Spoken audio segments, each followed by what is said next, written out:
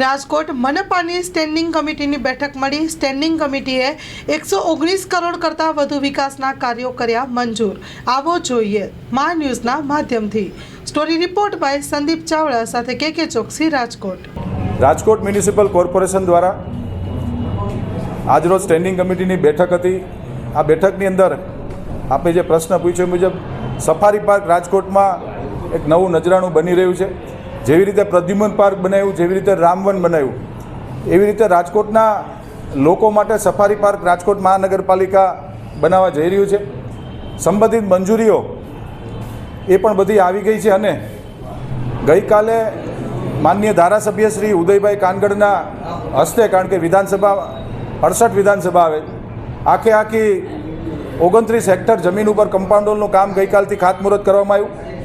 આજે એમના ગેટ જે દેવળિયા સફારી પાર્ક અને આંબરડાઈ સફારી પાર્કમાં જે પ્રકારે ગેટ બનાવ્યા છે, એ ગેટનું આજે અમે લોકોએ સ્ટેન્ડિંગ કમિટીમાં કામ મંજૂર કર્યું છે અને 1.5 વર્ષની અંદર રાજકોટના નગરજનો માટે લાયન સફારી પાર્ક એ અમે લોકો ખુલ્લું મૂકવા જઈ રહ્યા છીએ। રાજકોટ મ્યુનિસિપલ કોર્પોરેશનની આજરોજ સ્ટેન્ડિંગ કમિટીની બેઠક હતી। કુલ દરખાસ્તો 45 દરખાસ્ત હતી। એમાંથી 3 નંબરની પત્ર નંબર 3 જે ગઈ સ્ટેન્ડિંગ કમિટીમાં પેન્ડિંગ રાખવામાં આવી હતી, હોર્ડિંગ બોર્ડની દરખાસ્ત હતી। એમાં મેં જેમ કીધું એમ જે તે સમયે કીધું હતું કે રિંગ થઈ ગઈ હતી અને મહાનગરપાલિકાને આર્થિક નુકસાન જતું હતું। એટલે તપાસના અંતે જે 9 એજન્સીએ જે ટેન્ડરો ભર્યા હતા એમાંથી 5 એજન્સી ક્વોલિફાઈડ થઈ હતી અને 4 એજન્સી ક્વોલિફાઈડ નહોતી થતી। ન થવાના ટેકનિકલ કારણો કોઈ નહોતા, પણ ક્યાંક એ લોકો લેટ પહોંચ્યા હતા। એવા બધા અનેક વિસંગતતાઓના કારણે આજે ભારતીય જનતા પાર્ટીના સૌ કોર્પોરેટર મિત્રોની હાજરીમાં સંકલન થયું હતું અને બાદમાં સ્ટેન્ડિંગ કમિટીની બેઠક થઈ। આ 3 નંબરની રાજકોટની હોર્ડિંગ બોર્ડની દરખાસ્ત રીટેન્ડરમાં જ ગઈ છે।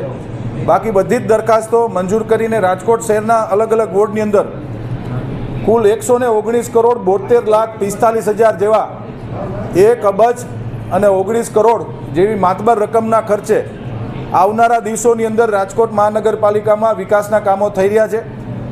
કુલ આમાં ડીઆઈના કામ છે, રોડ રસ્તાના કામ છે, ડ્રેનેજના કામ છે, મિયાવાકી અર્બન ફોરેસ્ટના કામ છે।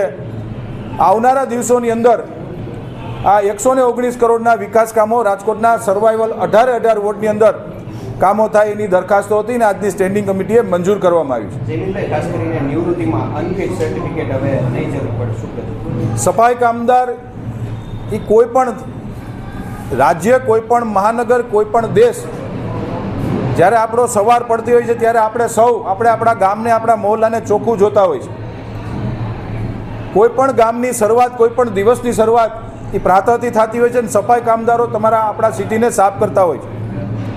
સફાઈ કામદાર પરિવારની જે એક માગણી હતી, યુનિયનોની માગણી હતી કે 20 વર્ષ નોકરીના થઈ ગયા બાદ એ લોકોને આરોગ્ય જોખમાય છે, તો મેડિકલ સર્ટિફિકેટ લેવું પડતું હતું ને એમાં અનેક વિસંગતતાઓ આવતી હતી, જેના કારણે વારસાઈ જે નોકરી મળવાની હોય છે એ મળતી નહોતી।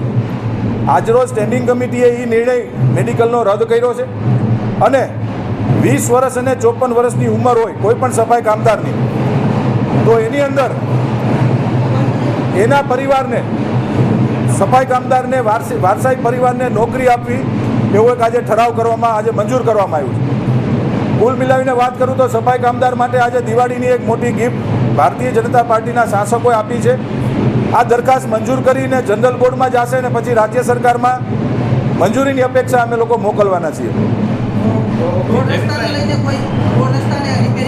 રોડ રસ્તાના કામો અત્યારે જેટ પેચના માધ્યમથી થાય છે, એની દરખાસ્ત પણ હતી। અલગ અલગ વોર્ડની અંદર નવા રોડ બનાવવાના, ખાડા બુરવાના, એની પણ દરખાસ્તો હતી। મેં જેમ કીધું એમ 119 કરોડના વિકાસ કામોની આજે દરખાસ્ત મંજૂર કરવામાં આવી છે। બિલકુલ મળી જશે।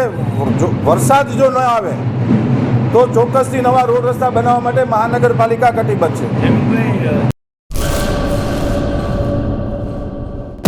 લોન પર ફોન 15 વર્ષ જૂનું ગુરુ મોબાઈલ એન્ડ ઇલેક્ટ્રોનિક્સ દરેક કંપનીના જૂના અને નવા મોબાઈલ લોન ઉપર મળશે અને ઇલેક્ટ્રોનિક્સ આઇટમો ફ્રીજ, ટીવી, વોશિંગ મશીન ગુરુ મોબાઈલ એન્ડ ઇલેક્ટ્રોનિક્સ સંતોષી માતાના મંદિર પાસે અને અમારી અન્ય બ્રાન્ચ ગુરુ મોબાઈલ પોઈન્ટ આભા હોટલ નીચે પેટ્રોલ પંપ સામે, ભુજ તો મેળવો લોન પે ફોન અને તમામ ઇલેક્ટ્રોનિક્સ એપ્લાયન્સીસ.